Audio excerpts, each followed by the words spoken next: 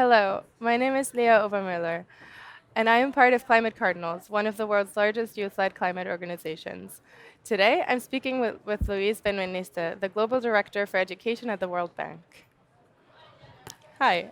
Hi, how are you? Good, how are you? Great. What an honor to speak with you. And I'm delighted to ask you a few questions. I'd love to know, as a young person, knowing how important education is for climate action, um, from your perspective, what do you think is the importance of climate education for young people and for the world generally? And what are we currently lacking in terms of support and funding? I'm so glad you asked that question. You know, education is perhaps one of the most important channels to sort of bring about climate action, but yet it's, in my view, grossly underestimated. And I think that, bringing greater awareness of what education can do, hopefully will be also an energy sort of boost for more climate action. And why do I say this? First, people like you, all young people, are really sort of concerned about, climate change and what they can do about it. Yeah. And we know that, for example, sort of for every additional year of education, it increases climate positive attitudes by Mm. 9% in youth. And not Wow. only that, but also we know that also the ways in which sort of young people go back home and they influence their own parents, and that can bring another 13% of climate awareness into sort of the older generation. So again, education can have a multiplicative effect.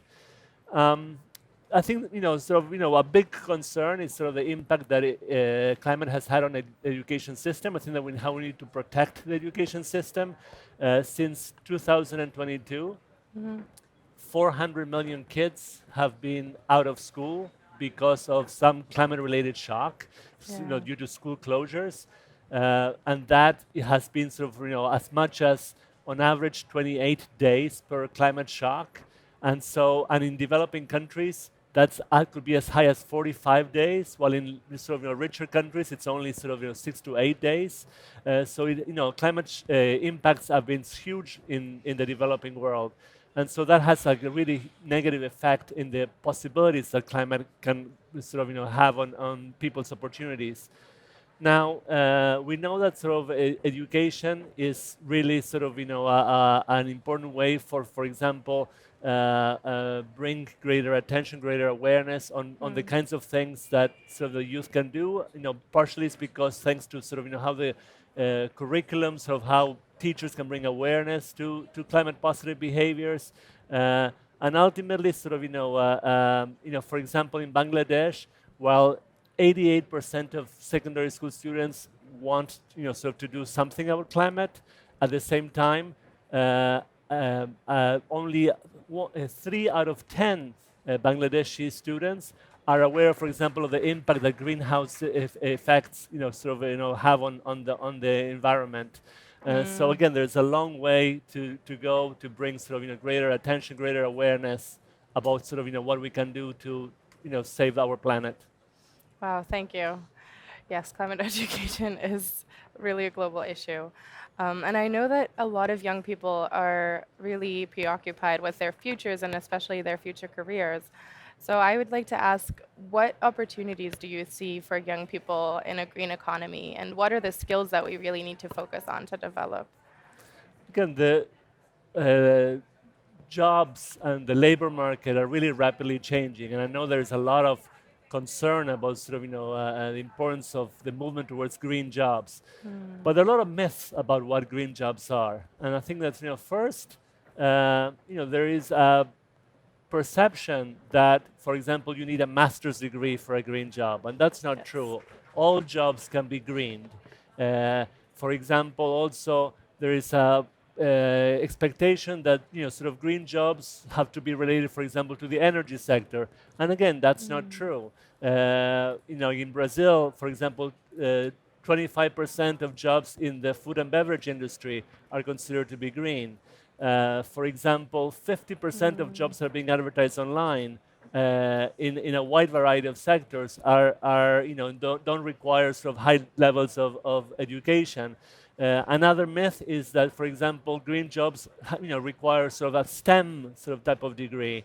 Again, that's not necessarily true. So there are a wide variety of ways in which young people sort of can sort of have access to green jobs, and also there is a way that any job can become greener, and it's up to us to being able to invest in that. And also, you don't need to have some higher education degree, so that to have access to green jobs. There's a lot of sort of short-term upskilling, reskilling, green skilling that it will enable sort of youth to have access to green jobs.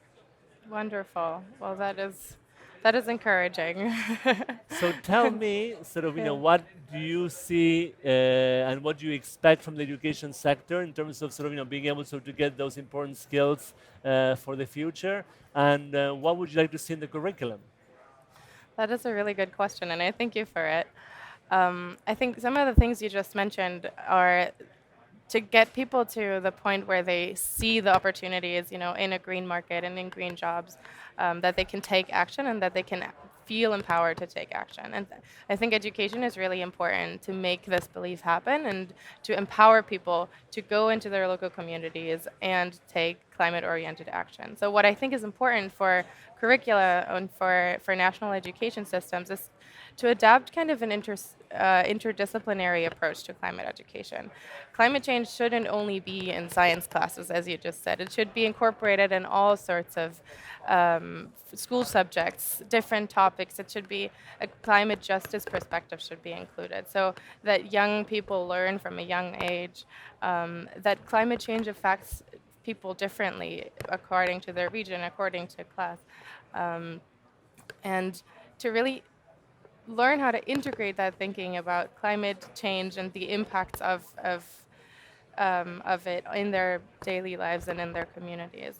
And so, what I think is relevant for classes is that there is a link between these global issues that young people should learn about and the impacts that are directly seen in their community, is that they can engage with communities on the ground. Um, and take localized action, which is going to be empowering for them to really understand, hey, I can do something, and I can be there, I can take action. In my work with Climate Cardinals, I also see how important it is to have climate information accessible in different languages and adapted to local contexts. So what is especially relevant in that is that there is a climate dialogue. Young people should talk about climate change, so talk to other young people about climate change. So if education systems can enhance that dialogue among different youth communities and to build a global coalition among youth, that is really the relevant part for me.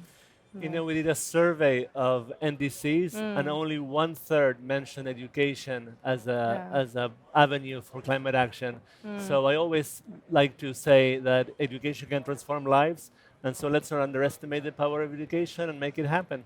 yes, I agree. We should.